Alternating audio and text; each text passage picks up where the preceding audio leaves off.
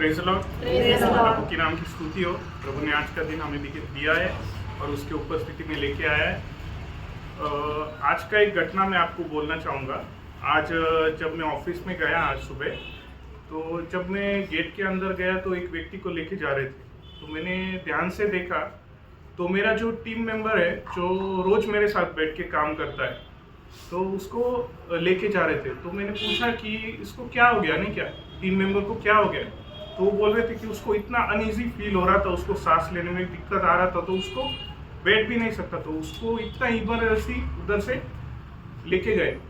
तो जब उसको लेके गए हॉस्पिटल में, जब पूछताछ हुई कि इनको क्या हुआ एक्चुअली, तो डॉक्टर ने ये बताया कि इनको हार्ट अटैक आया है। तो तकरीबन वो जो मेरे साथ काम करते हैं, उनकी तकरीबन उम्र 40 के आसपास होगी।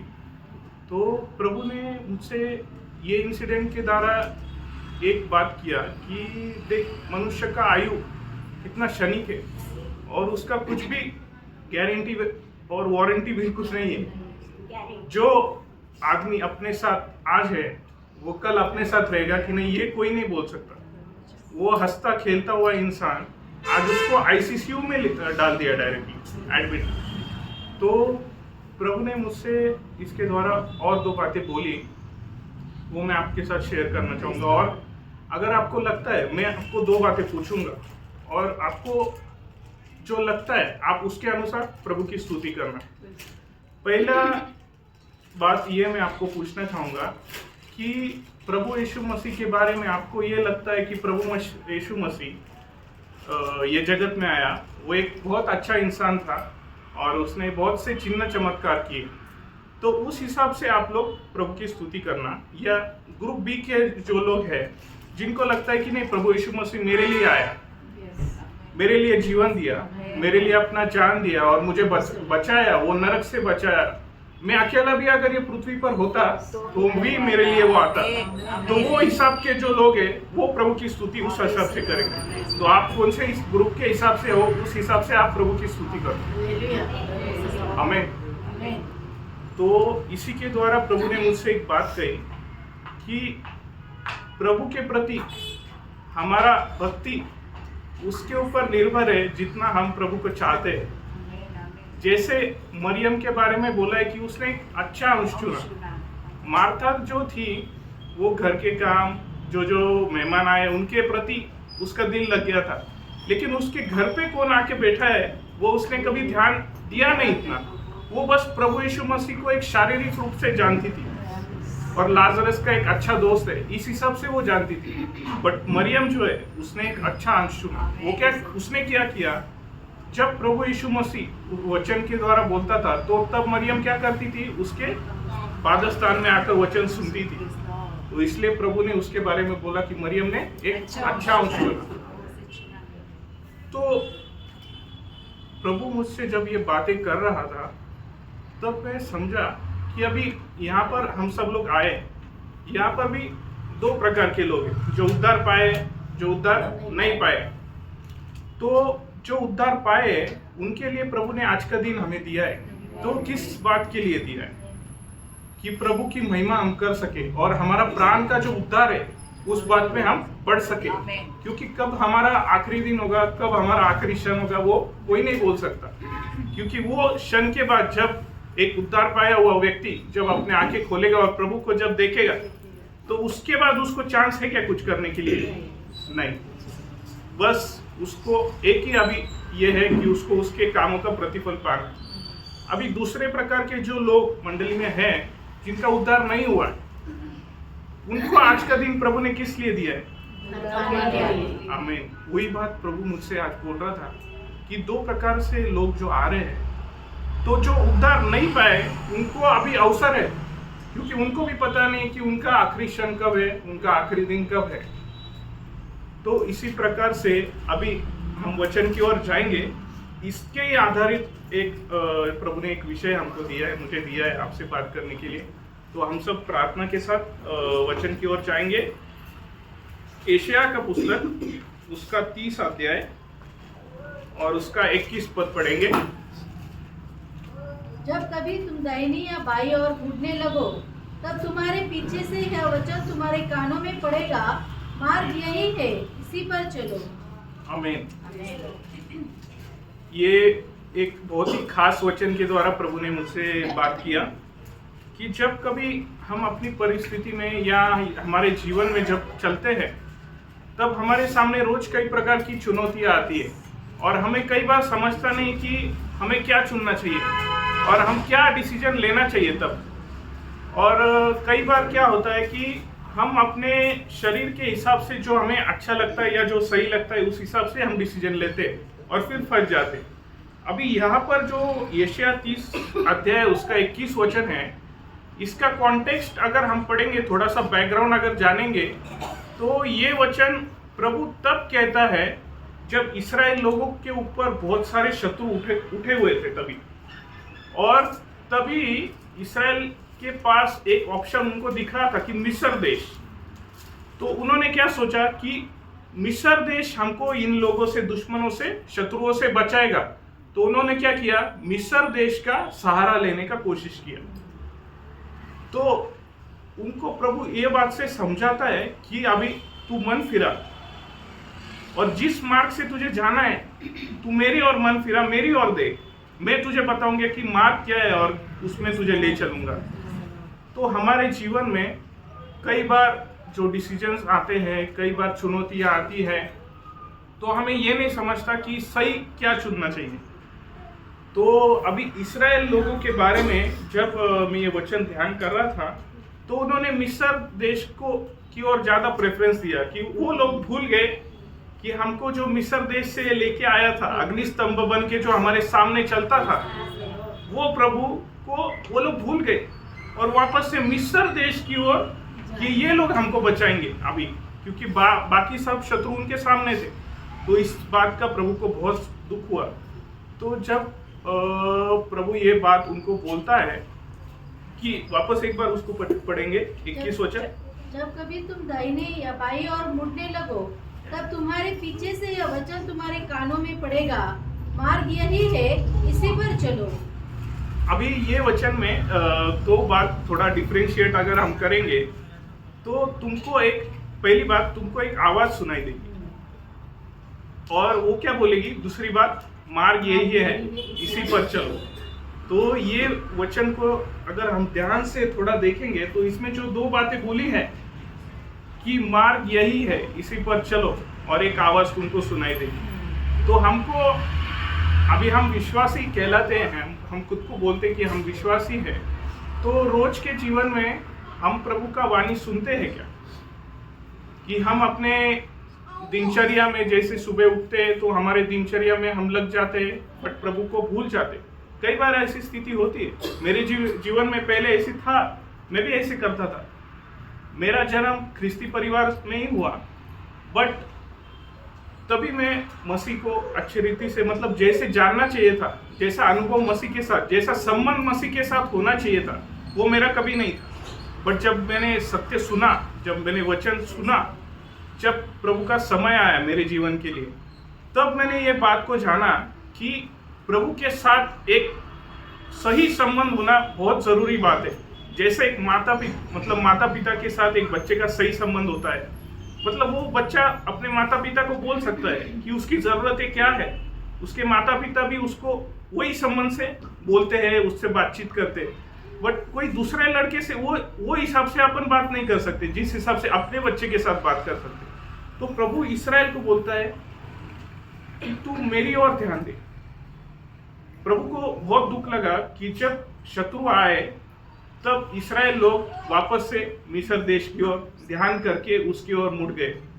तो यही बात हमारे आत्मिक दृष्टि से हम देखेंगे तो जब हमारे जीवन में परिस्थिति आती है, हम पहले बात क्या करते हैं कि हम, मतलब अभी फॉर एग्जांपल बोले, अभी किसी को भी मेडिकल इमरजेंसी आ गया तो सही बात है, डॉक्टर के पास लेके जाना चाहिए।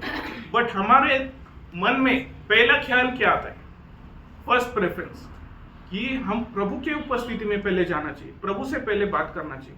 सेकेंडरी जो है वो अगर मेडिकल इमरजेंसी है, प्रभु अगुवाई करता है, उस हिसाब से अपन कर सकते। बट पहला ख्याल हमारे मन में जो आना चाहिए, प्रभु के पास जाना, प्रभु से बात करना, क्योंकि वही प्रभु हमसे चाहता है, क्योंकि प्रभु को कोई बात भी असंभव है नहीं। तो हम और आगे देखेंगे अनुवाद का किताब, उसका 30 अध्याय, उसका 19-20 वचन। मैं आज आकाश और पृथ्वी दोनों को तुम्हारे सामने इस बात की साक्षी बनाता हूँ कि मैंने जीवन और मरण, आशीष और शाप को तुम्हारे आगे रखा है, इसलिए कि तू जीवन ही को अपना ले, कि तू और तेरा वंश दोनों जीवित रहे। आमीन। अभी प्रभु ये वचन के द्वारा जो बोलता है कि तू जीवन को ही अपना ले। प्रभु ने हमारे सामने जो जीवन को रखा है, प्रभु की ये अपेक्षा हमसे है कि हम जीवन को ही अपना ले। बट हम ये जीवन में जीते वक्त कई बार प्रभु की वाणी को ठुकरा देते हैं, प्रभु की वाणी को अनसुनी कर देते हैं। अभी प्रभु की वाणी सुनना ये कब पॉसिबल हो सकता है? जब हमारी विलिंगनेस हो सकती है कि सच में एक व्यक्ति को हम कब बोल सकते हैं कि ये सुनेगा, जब वो व्यक्ति सुनने के लायक हो, उसकी इच्छा है सुनने की, तभी वो व्यक्ति को हम कुछ बोल सकते हैं। यहाँ पर प्रभु कहता है कि तू मेरी वाणी सुन, मैंने तेरे सामने जीवन को रखा है, तो तू जीवन को अपना ले। अभी एक उदाहरण इसके साथ जो लिंक होता है, एक चरवाहे और भेड़ का, तो उसके लिए हम एक पढ़ेंगे अध्याय, यूहन्ना का अध्याय, उसका 10 अध्याय 1 से 6 वचन। मैं तुमसे सच सच कहता हूँ कि जो कोई द्वार से भेड़शाला में प्रवेश नहीं करता, परंतु किसी दूसरी ओर से चढ़ जाता है, वह चोर और डाकू है। परंतु जो द्वार से भीतर प्रवेश करता है, वह भेड़ों का चरवाहा है। उसके लिए द्वारपाल द्वार खोल देता है और भेड़ें उसका शब्द सुनती है, और वह अपनी भेड़ों को नाम ले लेकर बुलाता है और बाहर ले जाता है। जब वह अपनी सब भेड़ों को बाहर निकाल चुकता है, तो उनके आगे आगे चलता है, और भेड़ें उसके पीछे पीछे हो लेती है, क्योंकि वे उसका शब्द पहचानती है। परंतु वे पराये के पीछे नहीं जाएंगी, परंतु उससे भागेंगी, क्योंकि वे परायों का शब्द नहीं पहचानती। यीशु ने उनसे यह दृष्टांत कहा, परंतु वे न समझे कि ये बातें क्या है जो वह हमसे कहता है। आमीन।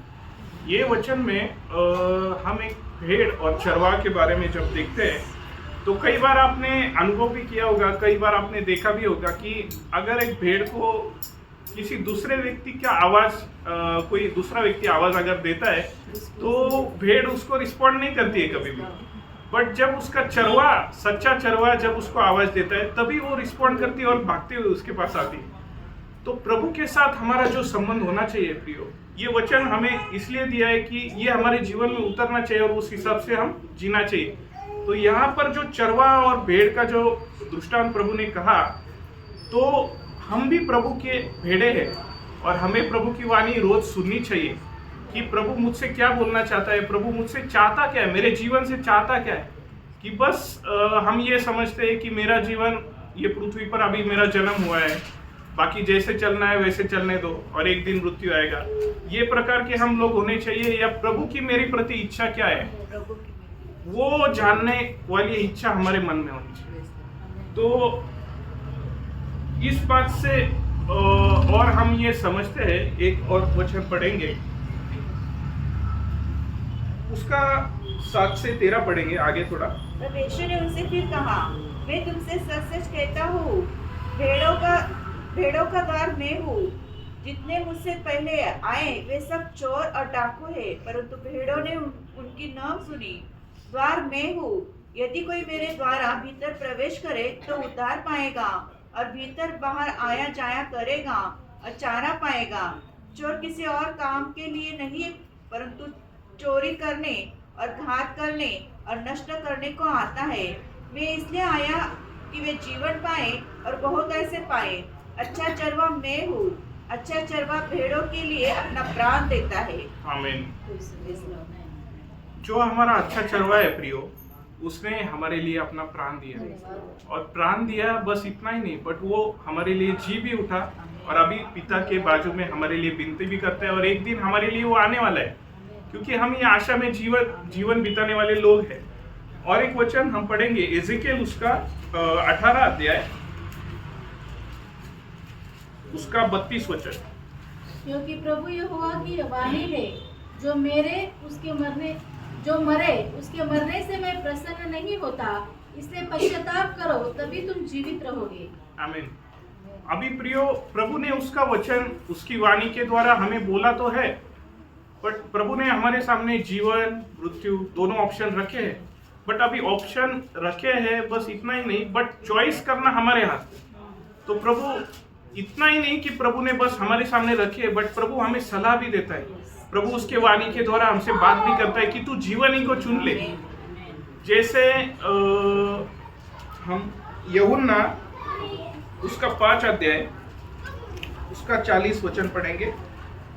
फिर भी तुम जीवन पाने के लिए मेरे पास आना नहीं चाहते। Praise the Lord. प्रभु कई बार बुला रहा है जिन्होंने अभी विश्वास किया नहीं, प्रभु पर विश्वास किया नहीं, तो प्रभु उनको आज बोलना चाहता है कि मैंने तुम्हारे सामने जीवन रखा है, आप उसको चुन लो। क्योंकि समय कोई नहीं बोल सकता, किसका समय कब तक है ये कोई नहीं बोल सकता। तो जब तक प्रभु ने हमें ये जीवन काल दिया है, तो हमें हमारा पूरा समर्पण प्रभु की ओर होना चाहिए। प्रभु को समर्पण करके प्रभु में जीवन बिताना हमारा कर्तव्य है। अभी ये विषय में थोड़ा और ध्यान करने के लिए हम एक और अध्याय से वर्णन करेंगे। उसके लिए हम पढ़ेंगे उत्पत्ति का 2 अध्याय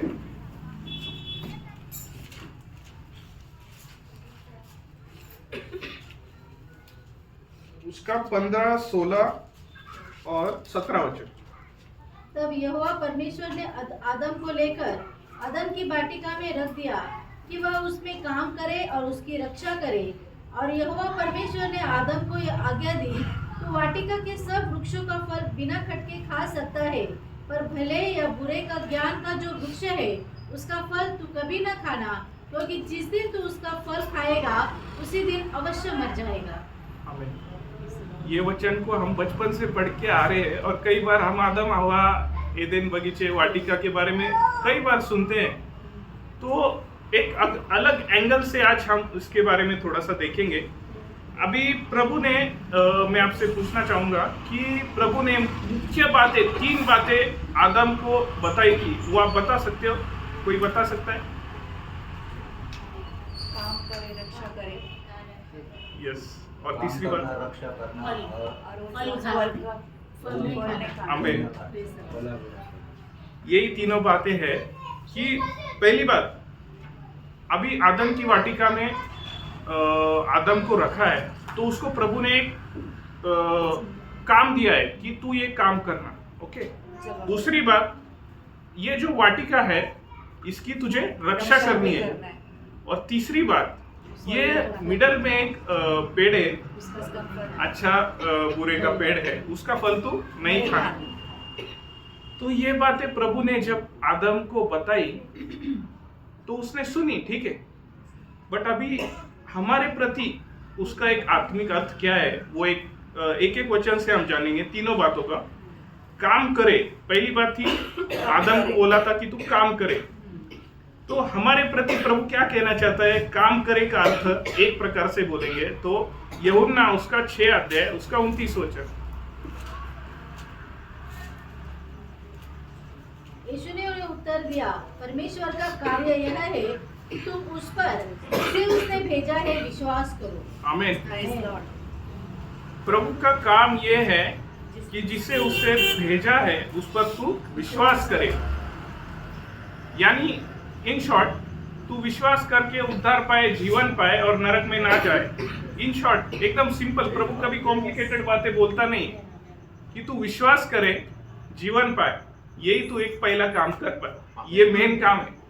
बाकी मेन अभी बहुत सारे काम हैं करने के लिए, कि ये प्रभु में आने के बाद आप काम कर सकते हो। प्रार्थना करना एक काम है, लोगों को गवाही देना एक काम है, सुसमाचार सुनाना एक काम है। प्रभु का कार्य बहुत सारे प्रकार के, बट मुख्य एक काम जो तुझे पहले करना है वो क्या करना है? विश्वास करना है। जिसे उसने भेजा है उस पर विश्वास करना है। ओके। तो सेकेंड पॉइंट हम देखेंगे, रक्षा करे। तो कोई बोल सकता है रक्षा करने के हमारे प्रति क्या हो सकता है रक्षा करना? सबसे अधिक यस, नीति वचन उसका 4 अध्याय उसका 23 वचन। सबसे अधिक अपने मन की रक्षा कर, क्योंकि जीवन का मूल स्रोत वही है। आमीन। प्रभु ये वचन जब बोलता है कि सबसे अधिक अपने हृदय की रक्षा कर, क्योंकि जीवन का मूल स्रोत वही है, ये इसलिए बोलता है क्योंकि हमारे हृदय में कई प्रकार के पाप का उगम है। उधर से ही स्टार्टिंग पॉइंट है, उधर से ही बुरे बुरे विचार आना, उधर से ही अच्छे ख्याल नहीं आना, उधर से स्टार्ट होता है। तो प्रभु कभी भी स्टार्टिंग से काम करता है, प्रभु कभी भी ऐसे बीच बीच में काम नहीं करता है। तो इसलिए प्रभु ये वचन के द्वारा बोलता है कि सबसे अधिक, सबसे पहले वो अपने हृदय का रक्षा कर, क्योंकि जीवन का मूल स्रोत, क्योंकि वो अगर खराब हो गया, जिस व्यक्ति का हृदय अगर खराब हो गया तो उसका आगे का काम पूरा खराब होगा।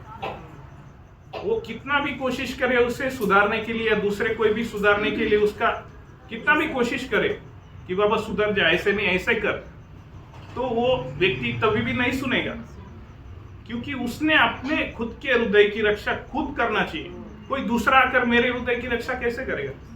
इसलिए प्रभु आपको और मेरे को बोलता है कि पहले तू अपने हृदय की रक्षा कर, क्योंकि शैतान का अटैक करने का तरीका, जैसे हम बोलते हैं कि आंखों की अभिलाषा, शरीर की अभिलाषा, जीविका का घमंड, ये जब आता है तो ये जब हमारे शरीर पर जब कार्य करता है तो पहले अटैक करता है हृदय पर।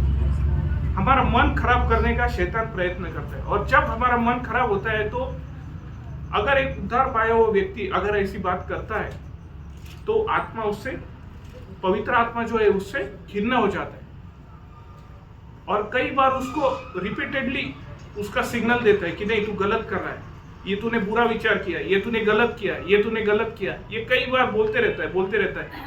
लेकिन एट द लास्ट कभी कभी वो हमसे वाद विवाद करना छोड़ देता है। जैसे कि अभी प्रभु के दास ने बोला कि दुबई में जो एयर शो हो रहा था, अभी मैं एविएशन बैकग्राउंड से हूँ, मैं फाइटर फ्लाइट में बैठ चुका हूँ, तो मुझे अनुभव है।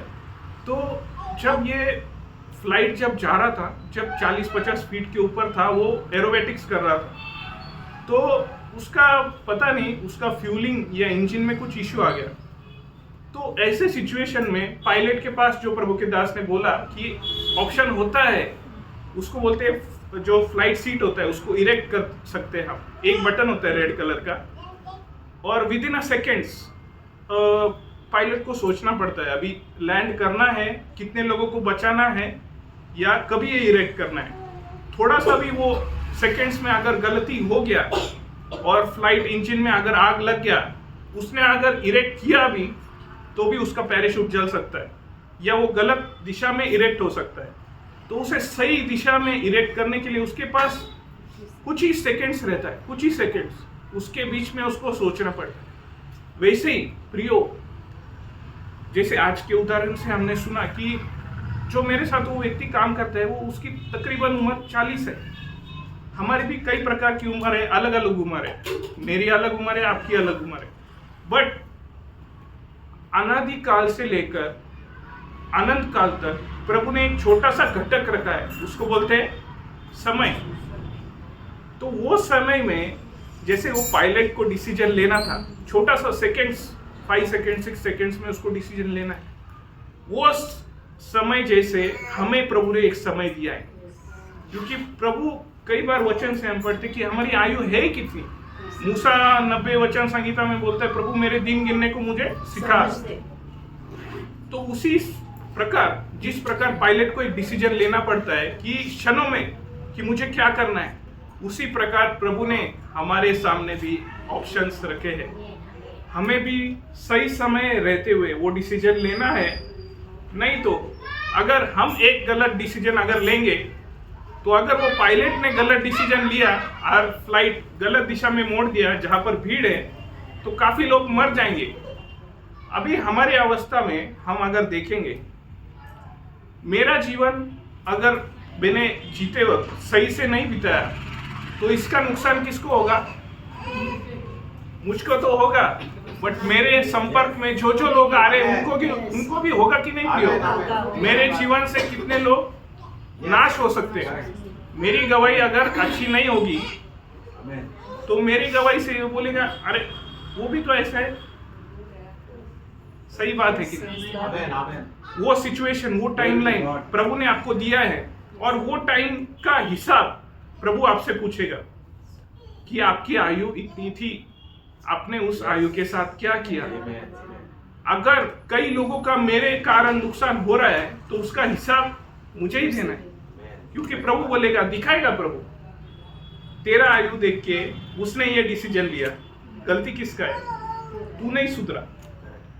तेरा काम था उसको सुधारना, तेरा काम था उसको वचन बताना, तेरा काम था उसको सुसमाचार सुनाना। तूने वो किया क्या? तूने अगर वो नहीं किया तो उसके प्राण का भी दोषी तू होएगा। तो ये प्रभु के दास ने किसी अद्भुत रीति से आज बात किया। मैं वही सोच रहा था कि वो पायलट का डिसीजन और हमारा डिसीजन कितना मैच करता है प्रियो।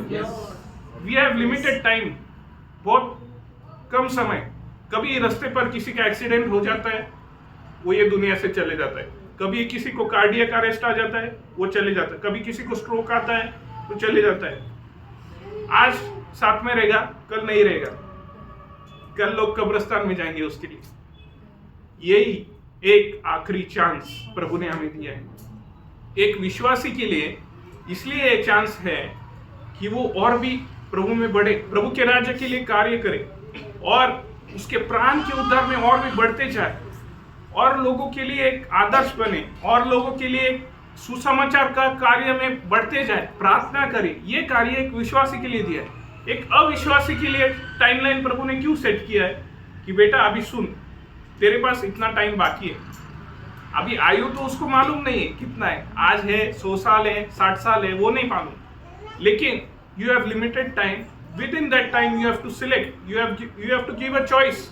आपको एक चॉइस देनी है कि मुझे अभी सही मार्ग में जाना है या गलत मार्ग में जाना है, मुझे अपने इच्छा के अनुसार चलना है या मुझे प्रभु की इच्छा अपना कर प्रभु के मार्ग में चलना है। तो यही बातें बहुत जरूरी है प्रियो, जब हम ये जीवन बिताते हैं, क्योंकि ये जीवन कब खत्म होगा, प्रभु का आगमन हो सकता है, हमारा जीवन खत्म हो सकता है। तो हमें बहुत सावधानी से ये जीवन में चलना चाहिए। ओके, तो हमने 2 बातें देखी। तीसरा बात जो है, भले और बुरे के ज्ञान का वृक्ष से फल से नहीं खाना, नहीं तो तू निश्चय मर जाएगा। तो उसका आत्मिक अर्थ मतलब एक वचन हम पढ़ेंगे, रोमियो उसका 6:23, क्योंकि पाप की मजदूरी तो मृत्यु है, परंतु परमेश्वर का वरदान हमारे प्रभु यीशु मसीह में अनंत जीवन है। आमीन।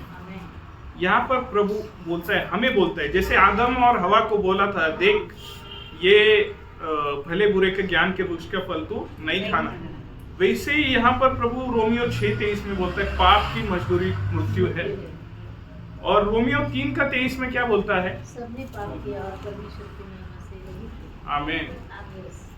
सगळ्यांनी पाप केले, सबने पाप किया और परमेश्वर के महिमा से रहित हो गए। तो ये 3 बातों से हमने जो देखा, पहली बात था कि तू काम करना, अदन की वाटिका में तू काम करना। दूसरी बात थी अदन की वाटिका की रक्षा करना, जिसमें आदम फेल हो गया। और तीसरी बात थी भले और बुरे के ज्ञान के वृक्ष से फल तू नहीं खाना, नहीं तो तू निश्चय मर जाएगा। अभी प्रियो और हम उसी अध्याय से पढ़ेंगे, उत्पत्ति का पुस्तक उसका 2 अध्याय उसका 9 वचन पढ़ेंगे। और यहोवा परमेश्वर ने भूमि से सब भांति के वृक्ष जो देखने में मनोहर और जिनके फल खाने में अच्छे हैं उगाए। 1 मिनट रुकना। यहाँ पर जो अभी मैं सबसे विनती करना चाहूंगा, आई होप सब ने बाइबल लाया होगा अपना। अभी हम बहुत डीप थोड़ा स्टडी में जा रहे हैं, तो सभी ने बाइबल लाया होगा तो ओपन करिए, मेरे को थोड़ा हेल्प करना वो वचन पढ़ने में। सिस्टर वापस से शुरुआत से पढ़ेंगे। और यहोवा परमेश्वर ने भूमि से सब भांति के वृक्ष जो देखने में मनोहर और जिनके फल खाने में अच्छे हैं उगाए, और वाटिका के बीच में जीवन के वृक्षों को और भले या बुरे के ज्ञान के वृक्षों को भी लगाया। यहाँ पर कुछ आपको डिफरेंस लगा? ये वचन में कोई बोल सकता है? कुछ तो बात है इसमें। सब भांति के वृक्ष लगाए और जीवन के सब भांति के वृक्ष उगाए उगाए और जीवन का वृक्ष और भले बुरे के ज्ञान का वृक्ष लगाया। आमीन। मैंने कई बार वचन पढ़ा, बट ये डिफरेंस मेरे को मतलब ये लास्ट वीक ही समझा कि उगाए और लगाए इसमें एक फर्क है। मतलब इंग्लिश ट्रांसलेशन में कई ट्रांसलेशन में नहीं है वो, बट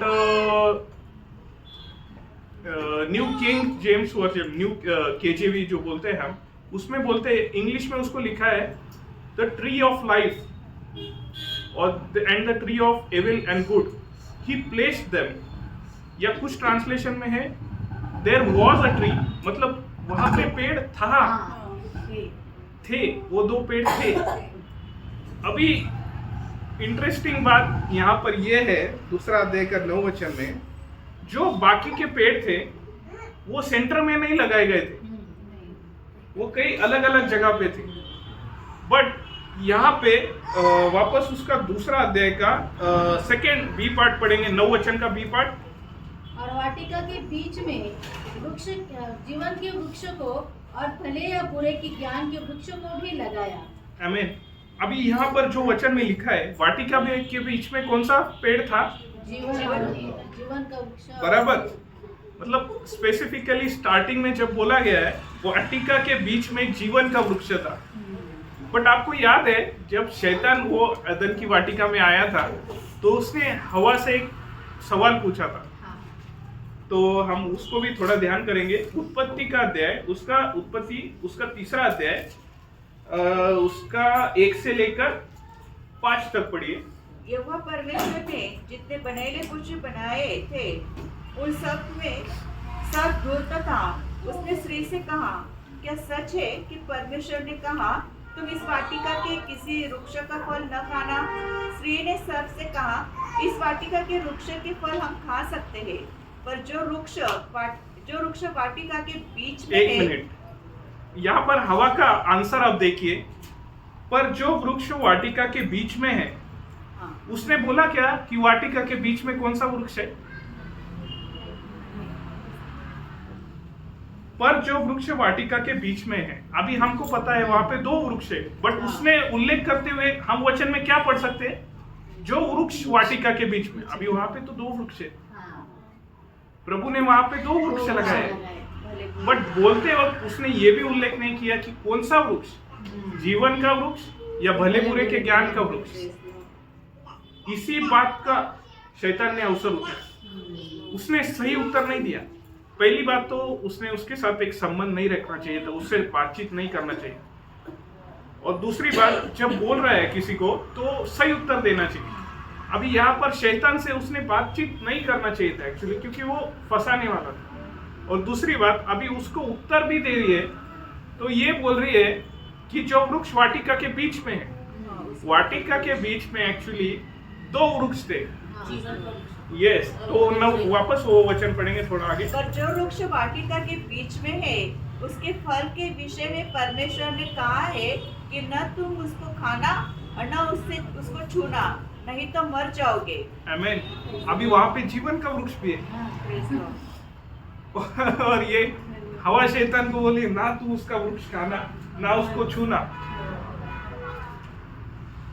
ये मनुष्य की अवस्था है कि वो भूल गया कि जीवन क्या है, सच्चा जीवन क्या है। वो उसके आंखों के सामने था, बट उसने वो नहीं चुना। उसने वही चुना जो उसकी आंखों को अच्छा दिख रहा था, जो उसके आंखों को दिखने के लिए सुंदर था, और शैतान ने इसी बात का फायदा उठा के हवा को फंसाया। ओके, तो अभी थोड़ा और आगे हम जाएंगे।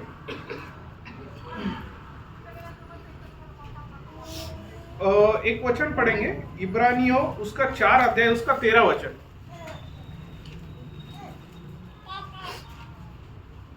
सृष्टि की कोई वस्तु उससे छिपी नहीं है, वरन जिससे हमें काम है उसकी आंखों के सामने सब वस्तुएं खुली और प्रकट है। आमीन।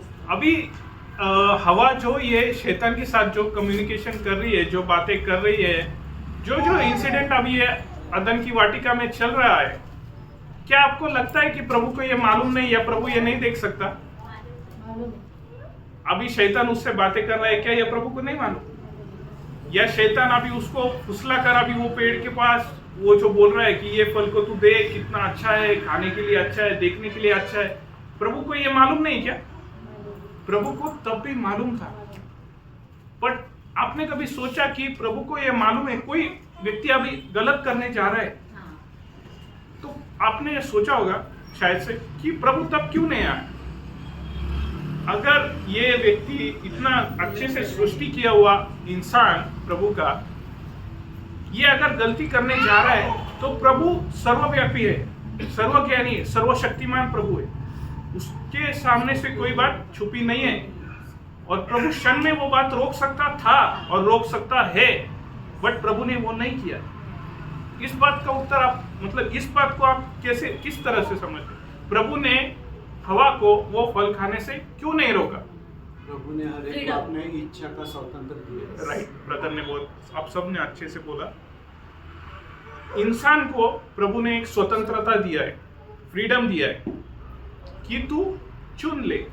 तेरे सामने दो बातें, जैसे हमने पढ़ा कि मैं तेरे सामने जीवन और मृत्यु दोनों को रखता हूं, तू जीवन ही को चुन ले।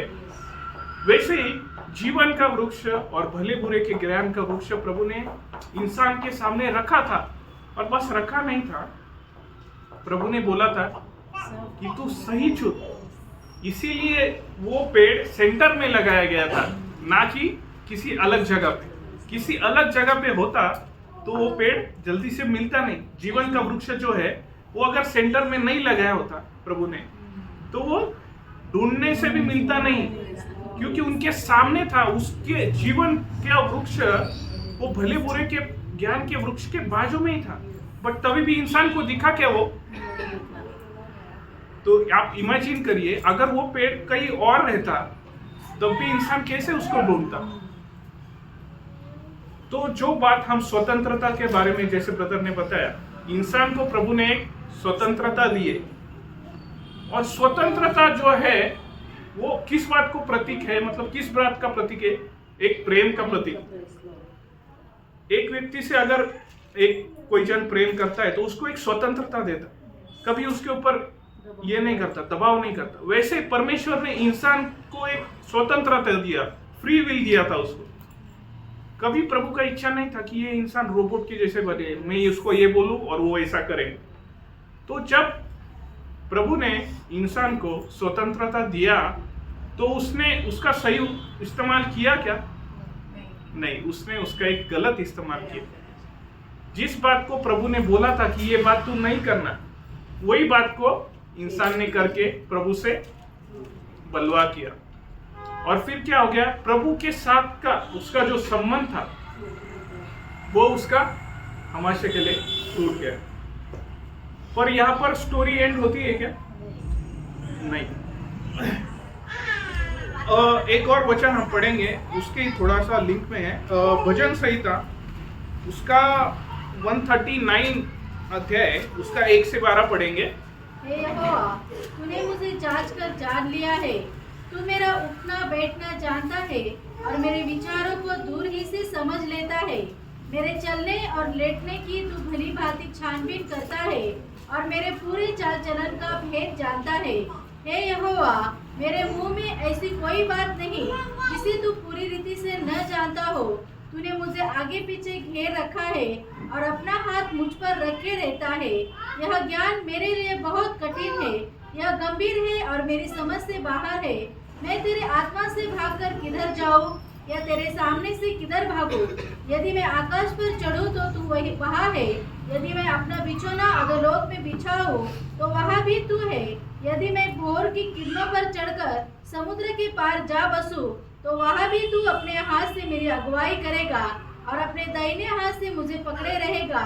यदि मैं कहूँ कि अंधकार में तो मैं छिप जाऊंगा और मेरे चारों ओर का उजियाला रात का अंधियारा हो जाएगा, तो भी अंधकार तुझसे न छिपाएगा। रात तो दिन के तुल्य प्रकाश देगी, क्योंकि तेरे लिए अंधियारा और उजियाला दोनों एक समान है। आमीन। ये वचन के द्वारा जब इसका कॉन्टेक्स्ट हम देखते हैं कि प्रभु से कोई भी बात छिपी हुई नहीं है, प्रभु को सब बातें मालूम है। बट फिर भी प्रभु ने हमें जो स्वतंत्रता दी है, अभी हमारे संबंध में ये जो स्वतंत्रता है, ये दर्शाता है, ये जो स्वतंत्रता है वो लेके जाता है हमें किस वस्तु की ओर लेके जाता है? क्रूस की ओर। क्योंकि क्रूस जो है, प्रभु यीशु मसीह का जो क्रूस है, वो एक सेंटर पॉइंट है, फोकल पॉइंट जिसे बोलते हैं हमारे स्वतंत्रता का। जो भी व्यक्ति उस क्रूस के पास आकर अपना जीवन समर्पण करता है, जो भी विश्वास करता है कि प्रभु यीशु मसीह ये क्रूस पर मेरे लिए मरा, उसने सब लहू, आखिरी में उसका पानी निकला शरीर में से, जब बॉडी के पूरा फ्लूइड, पूरा ब्लड जब निकल जाता है तो आखिरी में फ्लूइड निकलता है, पानी निकलता है। वो आखिरी बूंद तक लहू उसने मेरे लिए बहाया। वो जो स्वतंत्रता है वो क्रूस पर हमें मिलती है। इसलिए पौलुस गलातिय उसका 2 अध्याय उसका 20 वचन में बोलता है, मैं मसीह के साथ क्रूस पर चढ़ाया गया हूँ, अब मैं जीवित न रहा पर मसीह मुझ पर जीवित है, और मैं शरीर में अब जो जीवित हूँ केवल उस विश्वास से जीवित हूँ जो परमेश्वर के पुत्र पर है, जिसने मुझसे प्रेम किया और मेरे लिए अपने आप को दे दिया। आमीन। जिसने मुझसे प्रेम किया, दैट इज इंडिविजुअल, मतलब मुझसे प्रेम किया, हमसे भी नाही, मुझसे प्रेम किया, माझ्यासाठी माझ्यावर त्यांनी एवढं प्रेम केलं। जब हम ये पढ़ते हैं तो सच में प्रियो हम ये जान सकते हैं कि वो प्रभु ने मेरे लिए क्या किया है। जो प्रभु शब्द से कुछ भी करने का सामर्थ्य जो रख सकता है, उसने रोमी सिपाहियों के हाथ से वो कोड़े खाए, किसके लिए? मेरे लिए। जो प्रभु एक शब्द से कुछ भी कर सकता है, सूर्य को रोक सकता है, चंद्रमा को रोक सकता है, उसने रोमी सिपाहियों के हाथ से वो कोड़े तो खाए ही खाए, बट वो रोमी सिपाहियों ने उसके मुख पर थूका, उसके मुख पर बॉक्सिंग किया, उसके बाल नोचे। ये किसके लिए किया प्रभु? मेरे लिए, आपके लिए, हम सबके लिए। इसलिए किया कि बेटे ये मैं तेरे लिए कर रहा हूं कि तू नहीं जानता तेरा समय कितना है, बट तू ये बात पर विश्वास कर कि मैं तेरे लिए आया। क्योंकि अगर तू ये बात पर विश्वास नहीं करेगा तो एक वचन है, यूहन्ना 8:24 पढ़े। इसलिए मैंने तुमसे कहा कि तुम अपने पापों में मरोगे, क्योंकि यदि तुम विश्वास न करोगे कि मैं वही हूँ तो अपने पापों में मरोगे। हमें यहाँ पर प्रभु कहता है कि यदि तू विश्वास नहीं करेगा तो तू अपने पापों में मरेगा। तो इसलिए बेटा अभी समय है तो विश्वास कर ले, क्योंकि कब ये समय पार हो जाएगा ये हम भी नहीं बोल सकते। तो हमने यहाँ पर जो अच्छी स्वतंत्रता प्रभु ने हमें क्रूस के द्वारा दी है उसके बारे में देखा। अभी दूसरी प्रकार की स्वतंत्रता शैतान भी कई बार देता है, तो उसके आधार में एक वचन पढ़ेंगे, नीति वचन उसका 14 अध्याय उसका 12 वचन। नीति सूत्रे 14 अध्याय त्याचा 12 वचन। ऐसा मार्ग है जो मनुष्य को ठीक जान पड़ता है, परंतु उसके अंत में मृत्यु ही मिलती है। हमें अभी शैतान कई बार हम मतलब जो अविश्वासी है उनके जीवन में कार्य करता ही है, बट कई बार विश्वासियों के जीवन में भी कार्य करता है। कई बार स्वतंत्रता जो है इंसान के लिए एक प्रेम का प्रतीक है प्रभु का, बट कई बार ये स्वतंत्रता जो है इंसान को बिगड़ने का भी एक कारण हो जाती है। जैसे देमास के बारे में हम पढ़ते हैं, 2 तीमुथियुस उसका 4 अध्याय उसका 10 वचन। क्योंकि देमास ने इस संसार को प्रिय जानकर मुझे छोड़ दिया है। देमास ये ऐसा व्यक्ति था जो प्रभु के दास के साथ कार्य करता था, बट संसार का जो लोभ या संसार के प्रति उसका प्रेम है, उसको एक स्वतंत्रता जान पड़ी। वो एक्चुअली उसके लिए एक बंधक था, उसके लिए एक बंधन था वो, कि अगर तू ये मार्ग में जाएगा तो तेरा नाश होगा। बट वो ये बात नहीं समझ पाए। वो क्षणिक सुखों के कारण, क्षणिक संसार की बातों के कारण प्रभु के दास को छोड़कर ये संसार की बातों के पीछे हो लिया। तो ये जो स्वतंत्रता शैतान हमें देता है और जो स्वतंत्रता प्रभु हमें देता है, उसमें फर्क हमें जानना चाहिए। ओके, मैं आशा करता हूँ आपको ये समझा होगा। और प्रभु की वाणी जैसे आदम और हवा सुनते थे, तो कई पुराने नियम में कई दास लोग हैं, उन्होंने प्रभु की वाणी सुनी थी और उसके अनुसार कार्य किया, बट अभी इतना समय है नहीं, तो हम नए नियम से कुछ प्रभु के लोगों के बारे में सुनेंगे जिन्होंने प्रभु की वाणी सुनी थी। ओके, तो पहला वचन हम पढ़ेंगे मत्ती उसका 3 अध्याय उसका 17 वचन।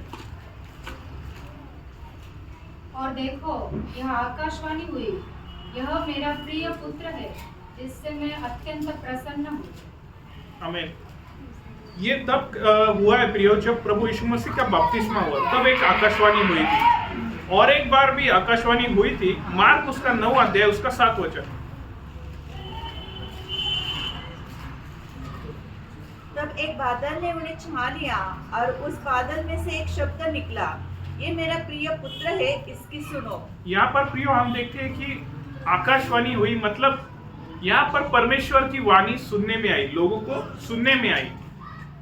दूसरा बात हम देखेंगे फिलिप्पुस के बारे में है, प्रेरितों के काम उसका 8 अध्याय उसका 29 वचन। तब आत्मा ने फिलिप्पुस से कहा, निकट जाकर इस रथ के साथ हो ले। आमीन। यहाँ पर फिलिप्पुस को भी परमेश्वर का आत्मा बोलता है कि वहां से एक क्षण आ रहा था, वो एक अविश्वासी था, बट वो भी प्रभु का चुना हुआ था। तो यहाँ पर प्रभु का आत्मा फिलिप्पुस से बात करता है। तीसरा बात हम देखेंगे पौलुस के बारे में, प्रेरितों के काम 9 अध्याय उसका 4 से लेकर 6 तक। और वह भूमि पर गिर पड़ा और यह शब्द सुना, हे शाऊल, तू मुझे क्यों सताता है? उसने पूछा, हे प्रभु तू कौन है? उसने कहा, मैं यीशु हूँ जिसे तू सताता है, परंतु अब उठकर नगर में जा और जो तुझे करना है वह तुझसे कहा जाएगा। आमीन। ये ऐसा व्यक्ति है प्रियो, जो मसीह लोगों को सताने के लिए निकला था, निर्णय करके कि सबको खत्म कर दूंगा, बट ये व्यक्ति को प्रभु ने चुना था, इसलिए प्रभु ने उसको दिमिश्क के मार्ग में जब वो जा रहा था, तभी उसको प्रभु का दर्शन हुआ और प्रभु की वाणी उसको सुनाई दी। और एक व्यक्ति के बारे में हम देखेंगे, प्रेरितों के काम उसका 9 अध्याय उसका 10 से लेकर 16 तक। दमिश्क में हनन्याह नामक एक चेला था, उससे प्रभु ने दर्शन में कहा, हे हनन्याह। उसने कहा, हाँ प्रभु। तब प्रभु ने उससे कहा, उठकर उस गली में जा जो सीधी कहलाती है, और यहूदा के घर में शाऊल नामक एक तरसुसवासी को खोज, क्योंकि देख वह प्रार्थना कर रहा है। और उसने हनन्याह नामक एक पुरुष को भीतर आते और अपने ऊपर हाथ रखते देखा, ताकि फिर से दृष्टि पाए।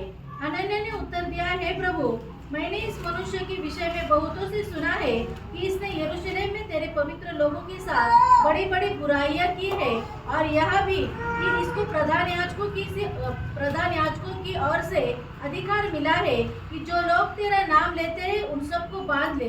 परंतु प्रभु ने उससे कहा, तू चला जा, क्योंकि वह तो अन्य जातियों और राजाओं और इस्राएलियों के सामने मेरा नाम प्रकट करने के लिए मेरा चुना हुआ पात्र है, और मैं उसे बताऊंगा कि मेरे नाम के लिए उसे कैसा कैसा दुख उठाना पड़ेगा। आमीन। यहाँ पर प्रभु हनन्याह से बात कर रहा है पौलुस के प्रति। तो यहाँ पर हमने चंद उदाहरण नए नियम से देखे, कई उदाहरण है, बट जो प्रभु ने अगुवाई किया वो उदाहरण मैंने लिए। अभी हमें ये बात को समझना है कि प्रभु ने तब ये लोगों से बातें की, प्रभु पहले भी बातें करता था, पुराने नियम में भी बातें करता था, नए नियम में भी बातें की। अब प्रभु किस प्रकार बात करता है, ये बात को थोड़ा सा हम देखेंगे। पहला पॉइंट है वचन के द्वारा, तो उसके आधार में हम पढ़ेंगे 2 तिमोथी उसका 3 अध्याय 16 और 17 वचन। संपूर्ण पवित्र शास्त्र परमेश्वर की प्रेरणा से रचा गया है और उपदेश और समझाने और सुधारने और धार्मिकता की शिक्षा के लिए लाभदायक है, ताकि परमेश्वर का जन सिद्ध बने और हर एक भले काम के लिए तत्पर हो जाए। आमीन। संपूर्ण पवित्र शास्त्र यानी वचन के द्वारा आज प्रभु हमसे बातें करता है, क्योंकि ये वचन में प्रभु ने अभी सब कुछ हमारे लिए जो था वो पूरा एक्यूमुलेट करके हमको दे दिया है। तो अभी प्रभु हमसे वचन के द्वारा बात करता है, और दूसरी प्रकार से भी प्रभु बात करता है, वो भी हम देखेंगे पवित्र आत्मा के द्वारा। वचन के द्वारा तो बात करता है, जैसे हम अभी रोज सुबह उठते हैं, पहले वचन पढ़ते हैं, विश्वासी होने के कारण प्रभु से बातें करते हैं, प्रभु का वचन सुनते हैं। वचन के द्वारा जो हमने पहला पॉइंट देखा, अभी दूसरा पॉइंट देखेंगे पवित्र आत्मा के द्वारा। उसके लिए हम पढ़ेंगे रोमियो उसका 8 का 1। अतः जो मसीह यीशु में है उन पर दंडक की आज्ञा नहीं, क्योंकि वे शरीर के अनुसार नहीं वरन आत्मा के अनुसार चलते हैं। आमीन। आत्मा के अनुसार चलते हैं, वो इसलिए चलते हैं क्योंकि वो आत्मा की बात सुन पाते हैं। आमीन। और एक वचन पढ़ेंगे रोमियो उसका 8 अध्याय 14 से 16। इसलिए कि जितने लोग परमेश्वर की आत्मा की चलाए चलते हैं वही परमेश्वर के पुत्र है, क्योंकि तुमको दासवती की आत्मा नहीं मिली कि फिर भयभीत हो, परंतु ले पालक की आत्मा मिली है, जिसे हम ही अब्बा हे पिता कहकर पुकारते हैं। आत्मा आप ही हमारे आत्मा के साथ गवाही देता है कि हम परमेश्वर की संतान हैं। आमीन। यहाँ पर भी हमने जो देखा, प्रभु जो है उसके आत्मा के द्वारा बात कर। और तीसरा भी एक बात प्रभु ने बोला, अपने दासों के द्वारा प्रभु बात करता है। जैसे वचन के द्वारा प्रभु बोलता है, पवित्र आत्मा हमारे अंदर जो दिया है उसके द्वारा बोलता है। लेकिन कई बार उस रीति से भी जो व्यक्ति नहीं समझ सकता, उसके लिए प्रभु ने प्रभु के दास लोग भी रखे हैं। तो उसके लिए हम पढ़ेंगे दूसरा राजा है उसका 21 अध्याय उसका 10 वचन।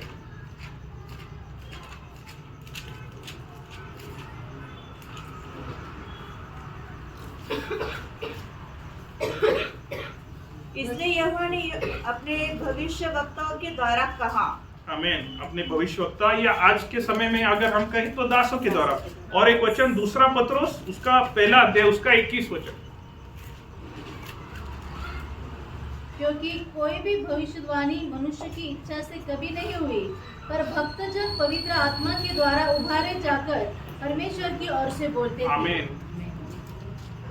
कई बार हम वचन पढ़ते हैं, फिर भी हमें जब नहीं समझ में आता, तो जब हम संगति में आते तब प्रभु के दास जो होते हैं उनके द्वारा भी प्रभु बात करता है। क्योंकि कई सिचुएशन हमारे जीवन में होती हो, मतलब करेंटली होती है, बट वो हम नहीं समझ पाते। बट उसका विवरण कैसे करना है, वो विभाजन करके हमें कैसे समझाना है, तो उसके लिए प्रभु ने प्रभु के दास लोग भी रखे हैं जो वचन को ध्यान करके प्रभु से पाकर और वो वचन का सही अर्थ क्या है वो हमें समझाते हैं। तो प्रभु के दासों के प्रति भी हमें प्रभु को धन्यवाद देना चाहिए। तो हमने यहाँ पर 3 बातें देखी, प्रभु कैसे कैसे बात करता है। आज वचन के द्वारा, दूसरी बात पवित्र आत्मा के द्वारा, तीसरी बात आमीन।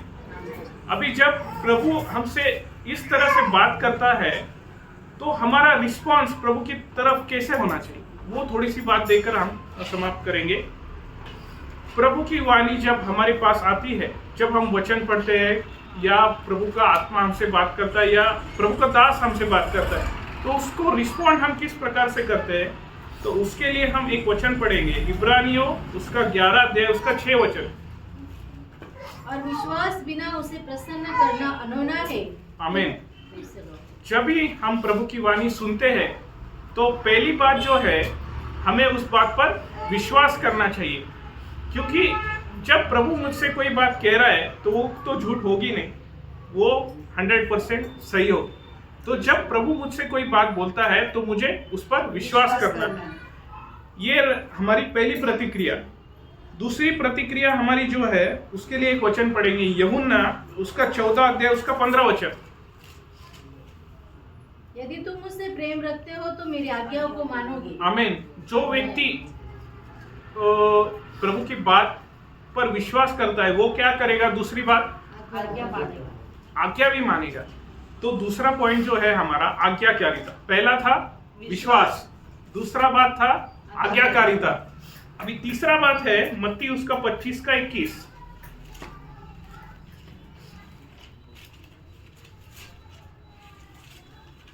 उसके स्वामी ने उससे कहा, धन्य है अच्छे और विश्वास योग्य दास, तू थोड़े में विश्वास योग्य रहा, मैं तुझे बहुत वस्तुओं का अधिकारी बनाऊंगा, अपने स्वामी के आनंद में सहभागी हो। आमीन। यहाँ पर तीसरी बात हम जो देखते हैं विश्वास योग्य, इंग्लिश में उसको बोले ट्रस्ट वर्दीनेस। पहला है फेथ, दूसरा है ओबीडियंस, तीसरा है ट्रस्ट वर्दीनेस। ट्रस्ट वर्दीनेस या विश्वास योग्यता ये बात है कि अगर एक व्यक्ति विश्वास भी करता है बट वो विश्वास योग्य है नहीं वो बात में, तो कुछ समय के बाद वो उस काम को करना छोड़ देगा क्योंकि वो विश्वास योग्य है नहीं। या दूसरा व्यक्ति है वो आज्ञा मानता है बट एक ही बार मानता है, उसके बाद आज्ञा मानना छोड़ दिया, वो विश्वास योग्य है क्या? नहीं। तो प्रभु को ये तीनों भी बातें चाहिए। पहली बात हमने देखा विश्वास, चाहिए। दूसरा आज्ञा मानना। प्रतिक्रिया हमारा जो प्रभु के वाणी के प्रति होना चाहिए क्या है, आज्ञाकारिता। तीसरा बात जो हमने देखा विश्वास योग्यता। ये तीनों भी कॉम्बिनेशन में जब हम प्रभु को समर्पण करते हैं, ये तीनों बातों के साथ, तभी प्रभु हमारा उपयोग करता है, तभी प्रभु हमसे कार्य कर सकता है। मतलब प्रभु के लिए कोई भी बात असंभव नहीं है। तो ये बातों से प्रभु ने जो आज हमसे बातें किया, मैं प्रभु का आभारी हूँ कि आप सबके साथ ये बांट सका। मुझे भी ये बात कई बार मैंने बाइबल पढ़ा बट नहीं समझी, बट मैंने जब समर्पण किया तब प्रभु ने मुझे ये बातें समझाई और आप तक पहुंचाने के लिए प्रभु ने सहायता किया। आमीन। तो ये वचनों के द्वारा प्रभु आप सबको आशीष दे। आमीन।